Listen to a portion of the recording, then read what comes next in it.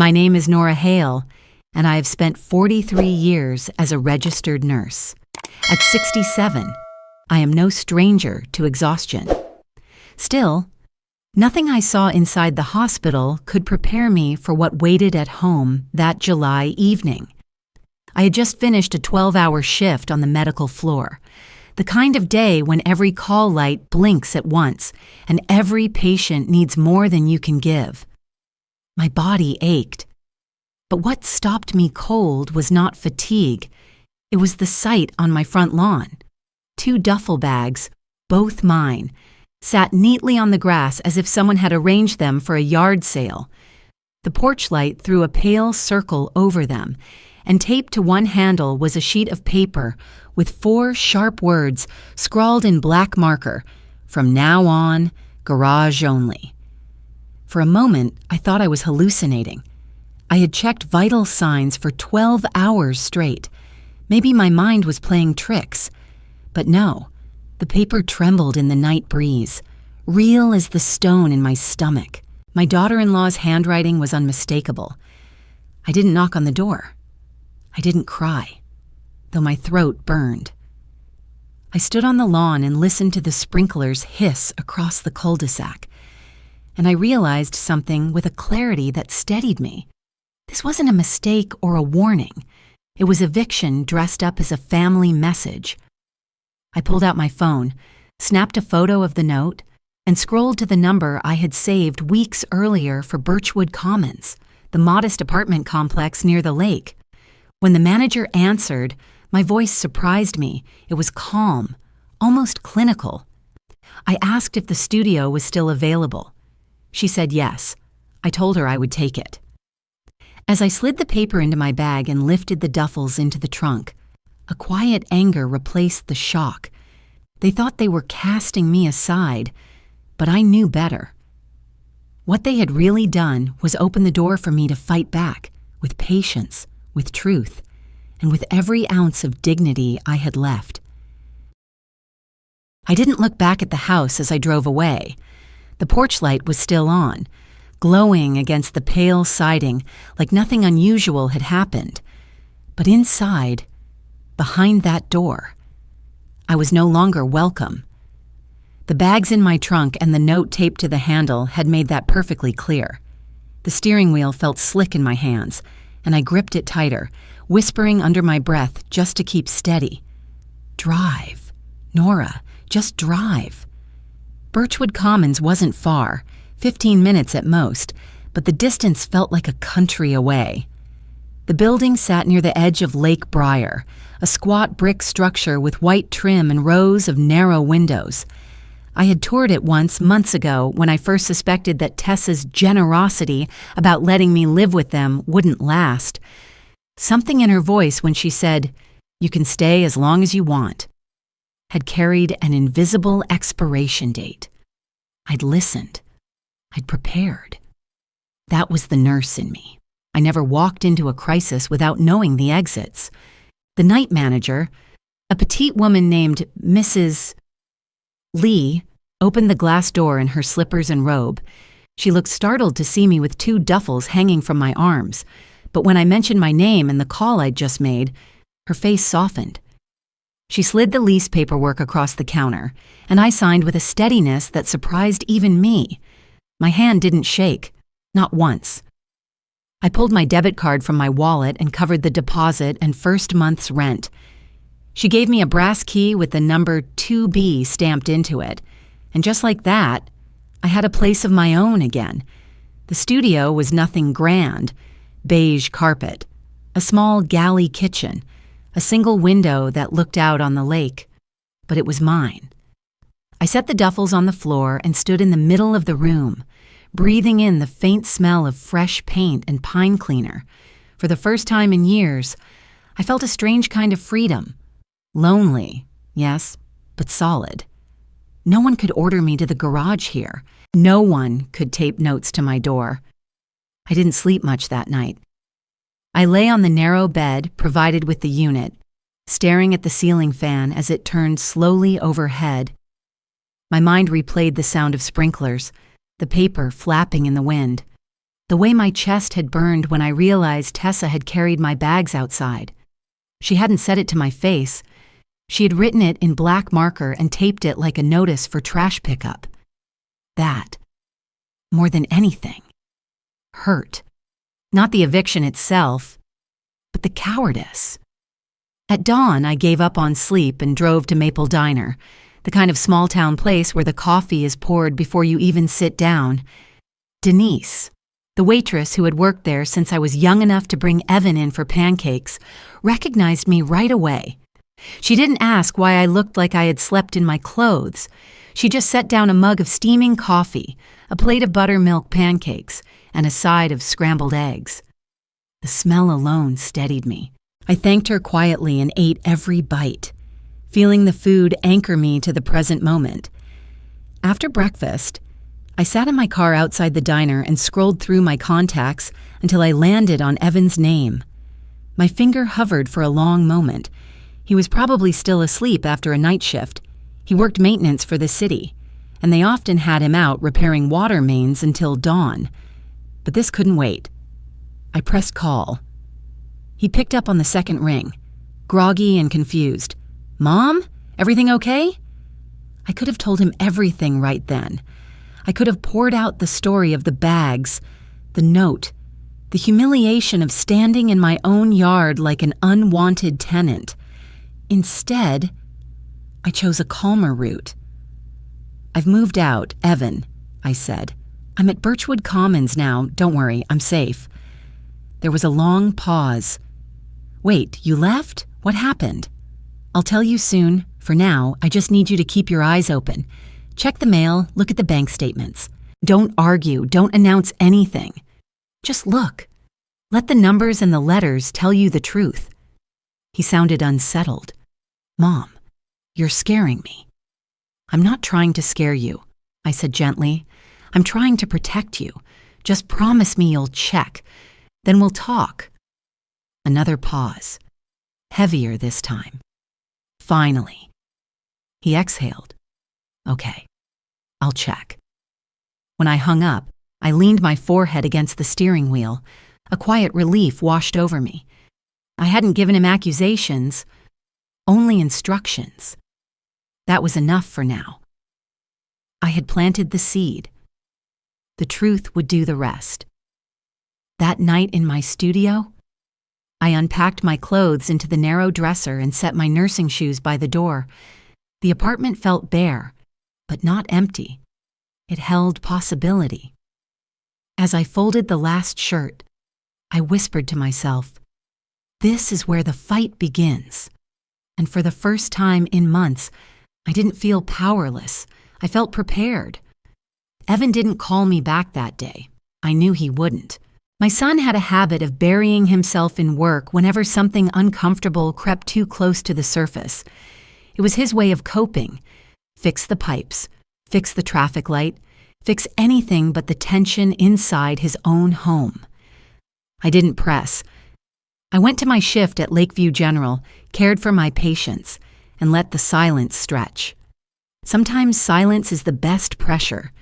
It gives the truth space to breathe. 2 mornings later, my phone buzzed during my coffee break. It was a text from Evan.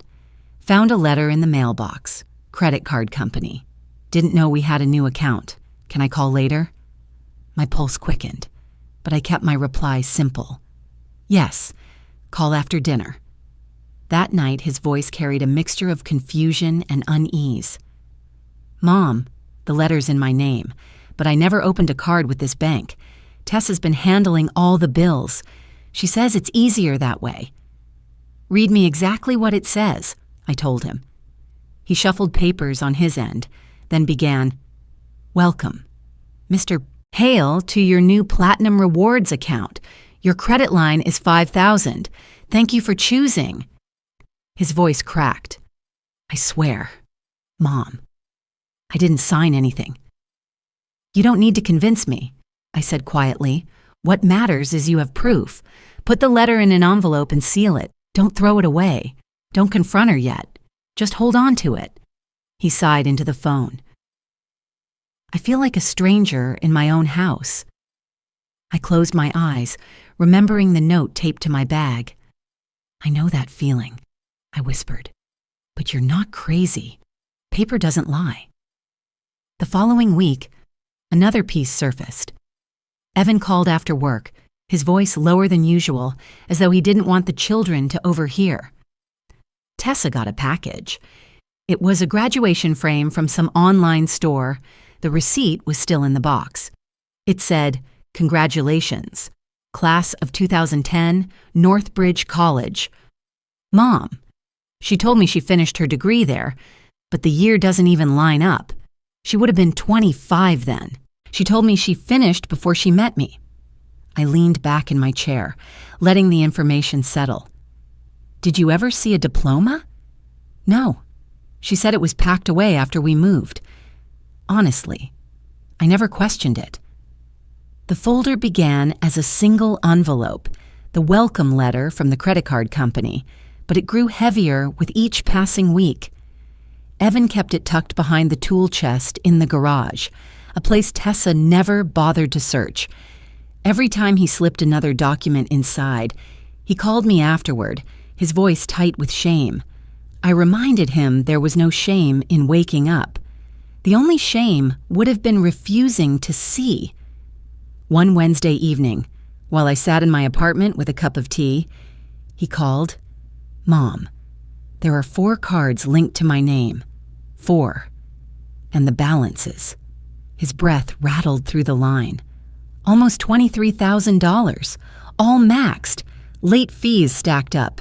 She told me we were saving for a family trip." I steadied my voice. "Print every statement. Don't confront her, Todd. Just keep them safe." "You make it sound so easy," he muttered. "I feel like tearing the whole place apart." "You're a father," I said. "The kids need calm. Calm is your armor." The next day, he texted me a photo, a thick stack of statements clipped together. My stomach tightened at the sight, but at least the truth had form now. Paper doesn't lie.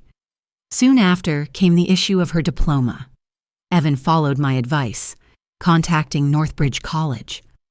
The registrar's office confirmed they had no record of a Tessa Quinn attending, much less graduating. He forwarded the email to me with a short note. "She's been lying from the start." I told him to print it, add it to the folder, and say nothing. Each page told its own story, debts hidden in his name, credentials invented out of thin air, and still, worse, waited to surface. One Sunday afternoon, he found a receipt on the kitchen counter, an airport hotel. One night, champagne service added to the bill. His voice shook when he called me. She wasn't alone. Mom. I let the silence stretch before answering. Infidelity was cruel, but in truth it was the smallest of her offenses. "Add it to the rest," I said, piece by piece. "The wall is rising." By then the folder had swollen into a fortress. Late fees, forged signatures, a fake education, and now a receipt hinting at betrayal. Evan hid it inside a plastic tub with old toys, sealing the lid as though sealing his own disbelief. I pictured him climbing into the attic, balancing the box with both hands, jaw set in grim determination. He wasn't just collecting papers anymore. He was arming himself. That night, after putting the children to bed, he called again. His voice carried a steadiness I hadn't heard in weeks. "I see it all now. The manipulation, the lies, even that email about you and assisted living. She was planning to bury us in paperwork. God, what would have happened if I hadn't caught on?" "You don't need to imagine it," I said softly. "What matters is that you stopped it." For the first time, he exhaled with something close to relief. I'm scared, but lighter somehow, like a weight's been lifted. Relief. It was fragile, but real, the first light breaking through weeks of fog. Yet I knew better than to think it was over. People like Tessa didn't retreat. They erupted. The evidence was damning, but confrontation would make her volatile. The storm was near. I could already feel the air thickening, the way it does before thunder splits the sky. That evening, I opened my journal, a habit I had abandoned years ago, and wrote, "Truth is the shield. Calm is the weapon. For Evan, for the children. I must hold both steady." The words steadied me. The fortress was built, but a fortress always invites siege. I braced myself for the battering ram. The storm came sooner than I expected. It was a Saturday afternoon, the kind of heavy summer day when the air presses against your skin. Evan had agreed to meet Tessa in the parking lot of the Maple Ridge supermarket, a public place where tempers might be forced to behave. I stayed in my apartment, but I kept my phone nearby, waiting. My son needed to face her himself. All I could do was be his anchor from a distance. When his call came, I heard shouting before I even spoke. Her voice was shrill, carrying over the hum of traffic and the rattle of shopping carts. "You've been spying on me, Evan! You don't trust me, you never have!" she screamed. He tried to answer calmly, but she cut him off, her words tumbling faster, louder. People stopped pushing their carts. A teenager pulled out his phone to record. The summer sun blazed down, and in that heat, her mask cracked wide open. Evan described her kicking at the bumper of his truck, fists clenched, face flushed scarlet. In the back seat, Maya and Nico watched with wide eyes, silent. That, more than the spectacle, broke his heart. He told me later that seeing their little faces pressed against the glass, confused, frightened, snapped something in him. The woman unraveling in front of strangers wasn't just his wife. She was their mother, and she was showing them a version of herself he could never hide again. "Mom, she lost it completely," he whispered into the phone when the chaos settled. "Neighbors are already calling me, saying the videos are online. She can't take this back." I wanted to comfort him, but another thought struck. Exposure can be a kind of mercy. At least now, no one could accuse him of exaggerating. The world had seen her unmask herself. The very next morning, the other shoe dropped. Evan was making pancakes for the children when his phone buzzed. It was a call from Mr. Alvarez at the local bank. He had flagged a withdrawal, $12,400 taken from the joint savings account at 9 a.m. It matched her card, Alvarez explained. "I thought you'd want to know." Evan drove straight to the branch. He closed the joint account, opened a new one in his own name, and set up alerts for every transaction. He texted me afterward, his hands still shaking. "She drained the savings. Mom, every cent. The kids' future fund. The money for school clothes. It's gone." By evening, she was gone too. A neighbor's doorbell camera caught her hauling a suitcase to the curb, shoving it into the trunk of a rideshare, and slamming the door. No goodbye. No explanation. Just absence. Maya asked where her mother was going. Evan could only tell her the truth he knew. "I don't know, sweetheart. I don't know." When he called me that night, his voice was flat, stunned. She didn't even kiss them goodbye. I sat by my window overlooking the lake, listening to the cicadas thrum in the dark, and felt both sorrow and inevitability. Tessa had always believed she could spin her lies tighter, cover her tracks faster. But lies, like debts, compound. Sooner or later, the interest comes due. She had chosen flight over fight, theft over honesty, and in that choice she had written her own ending. I told Evan gently, "This isn't the end of the battle, but it is the turning point. She's shown the world who she is. You don't need to convince anyone anymore." He was quiet a long time, and then he said, almost to himself, "The kids deserve better. I have to make sure they get it." In that moment, I knew the fight had shifted. No longer was it about my eviction note taped to a suitcase handle. It was about children who needed protection, a son who needed clarity, and a family that needed to be rebuilt from rubble. The meltdown had been public, the theft undeniable. Now came the aftermath, the hard work of building something steady out of the ruins. The week after Tessa disappeared was a blur of paperwork and phone calls. Evan met with an attorney, a sharp but kind woman named Kara Downs, who guided him through the maze of family court. She filed for emergency orders, asking the judge to grant him primary custody until the divorce could be settled. The evidence spoke louder than any speech: the credit card debt, the forged accounts, the fake degree, the hotel receipts, and the video of her meltdown in the parking lot. Piece by piece, the picture formed itself. She was reckless, volatile, and unsafe for the children. When the judge signed the temporary order, Evan called me from the courthouse steps. His voice trembled, but not from fear. "Mom, I have custody. Maya and Nico are staying with me." I closed my eyes, tears slipping down my face. "That's all that matters," I whispered.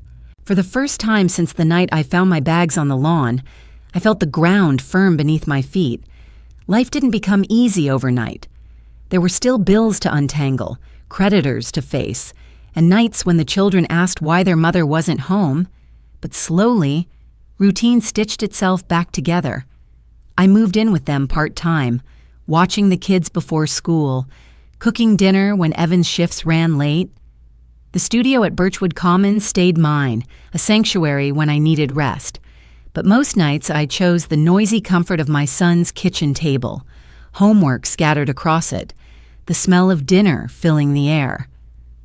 One Sunday morning, Evan flipped pancakes while Maya set the table and Nico tried to pour syrup without spilling it. The sunlight slanted through the blinds, catching the dust motes in the air. I sat at the table, a cup of coffee warming my hands, and thought, this is what survival looks like. Not triumphant, not glamorous, but steady and real. Evan caught my eye and smiled, weary but genuine. "We'll be okay, Mom," he said. I nodded. "Yes, you will." That night, after the children had gone to bed, I stepped outside into the quiet yard. The air smelled of cut grass and summer rain. I thought back to the note taped to my bag, the one that had tried to reduce me to a garage, a shadow, an inconvenience.